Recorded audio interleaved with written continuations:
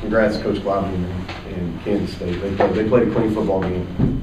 And here's the story of the game, in my opinion. Right? And this is a credit to them. They did absolutely nothing in the game to beat themselves. And that's hard. And they did that. And if you look at it, talking about Kansas State, 0 turnovers. They had 1 penalty in the entire game on special teams, okay, which was a huge factor today. Had a big kickoff return, and they had really 1 negative play in special teams. That was a missed field goal. Right, and then they did have unforced errors. You know, and they tackled really well. Thought they tackled on defense really well. You look at us, okay? And this is a game where we outgained them, okay? And it's been a strange game, but you flip it over to us. We have 3 turnovers. One of them is an interception on the first play of the game. Second play of the game where we got a free run. You know what I mean? Like, we got a chance. It's one-on-one. We can break a tackle and make have a chance to score. All right. Then we have a fumble, literally when we still had a chance. Okay. And then the interception of the game. 3 turnovers, 3-0. So it's tough to win. We only had 2 penalties in the game. All right. Because, and I think this is important. Like we had 2 penalties, but one of them took away an interception that was going to be on a short field, and it was laid on the quarterback. There's no grade. Like, it was late. And the disappointing thing is that's the second one. We had one last week. They turned a field goal into a touchdown on 3rd down. This was an interception. We're going to have the ball inside the 20. And it goes, now they have the ball. And extend a drive. And on special teams, we have punt block, which, credit to them, they had a good scheme, but we still didn't do our job. You know, like, punt has been a strength of ours for 3 years. Get a punt block, give another punt to a short field because we didn't protect it very well. Then we give up a big kickoff return and start the second half. All right? And then we had unforced errors all over the place. 2 huge drops in the first half. We had blown covers on 4th down on their explosive play that set up their last touchdown. And we missed tackles. Not because, and this is not a knock on Kansas State, it's because we're using poor technique. We're tackling at ankles rather than going through our thigh boards. It's the same thing. Look at the kickoff return. We had 2 guys right at the point of attack that didn't make a tackle at the 30-yard line. You know, so here's a group that didn't do anything to beat themselves. All right? Here's a group that made a bunch of mistakes, and it's 24-17 when they complete that 4th and 8 where we busted the coverage. And that's the story of the game. That's the story of the game. Like, it's not an effort issue. Like, you can watch it. Like, guys play hard. It's not an effort issue. If it is, I'll tell you on Tuesday. Okay? But it's not an effort issue. It's us. All right? Not doing things that you need to do to win games. Okay?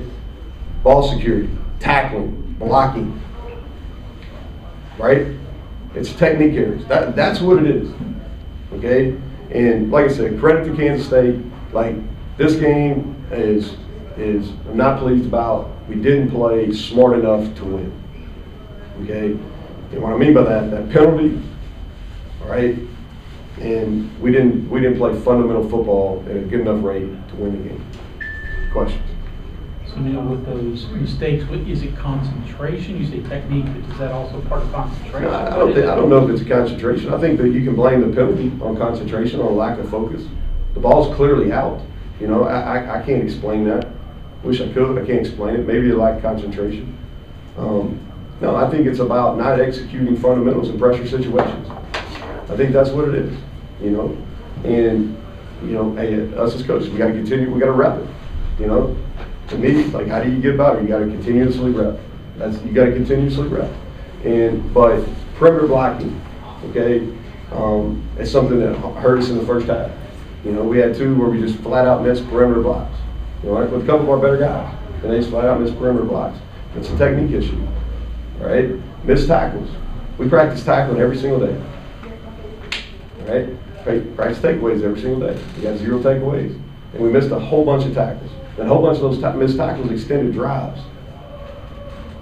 You've discussed that you need time to rebuild talent and get that higher, but you sound really frustrated that you have not gotten better at these things you're talking about. It's a frustrating, it's a frustrating game. You know, I mean, it really is. I mean, like, we've had a lot of frustrating moments. you know, the thing that, and the thing about it is like, okay, we're at a point now where we're thin. Y'all were here, y'all watched it. We got a really thin roster. We're really thin, especially some positions, DB, receiver, linebacker, really thin.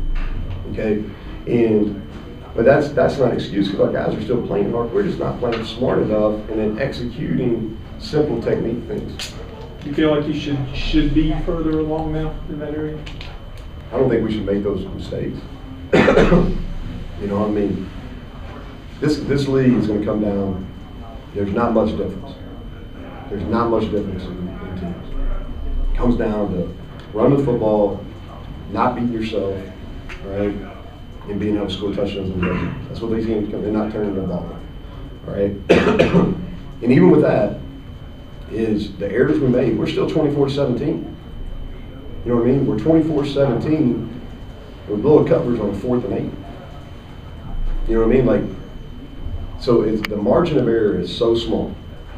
It's so small.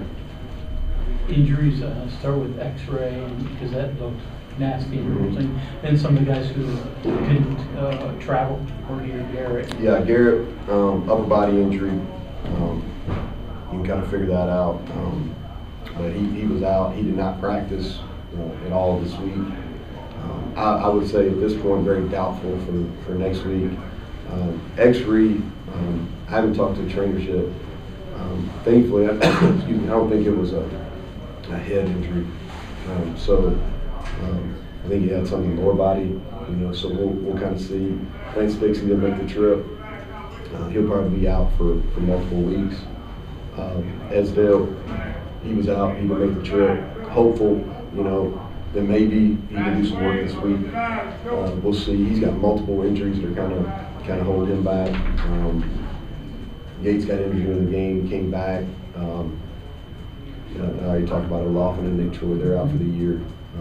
Anybody else you asking about? Van Darius. He got hurt on that hit. I'm not sure. Like I said, I haven't had a whole lot of time to talk to the trainers yet. He went out for the rest of the game. Positives in terms of most extensive, you see Prather, and what do you think of him? Yeah, he's gonna be a player.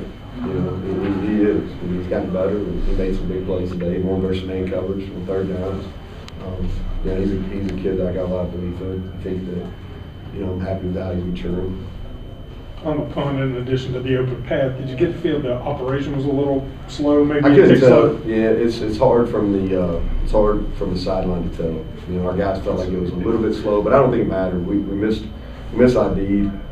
Then they had a good plan too. So like I'm not taking anything away from Kansas State. All right, I'm upset at our lack of execution and us not making routine plays. You know, like throwing and catching, blocking, tackling. Those are routine plays, and that's my frustration.